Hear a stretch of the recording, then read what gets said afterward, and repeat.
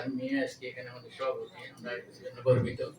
তো আমরা মেয়ে হিসাবেই নয়, আপনি নিজে ব্যক্তিগত হিসাবে আপনি নিজে প্রফেসর, আপনার নিজস্ব সুনাম আছে।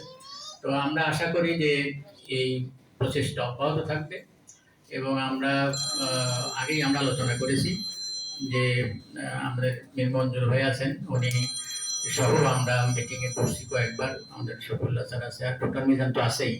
ডক্টর মিজান হচ্ছে সিনকোয়ানন ফর এভরি ইন্টেলেকচুয়াল পারসুইট।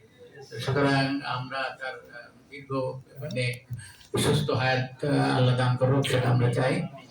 এবং আমাদের সাথে আরো অনেকেই আছে, আমাদের ঢাকা ন্যাশনাল ইউনিভার্সিটির অনেকে আছে, তার মধ্যে ডক্টর মলির রহমান আছেন। এইসব জায়গায় আমি কাদের নাম বলবো, সবার নামগুলো হয়তো শেষ করতে পারবো না। তো আমরা এই প্রচেষ্টা অব্যাহত রাখবো। প্রত্যেক জুলাইতেই আমরা এই ধরনের বাংলাদেশ কনফারেন্স করবো। ডক্টর আনিসুজ্জামান স্যার এবং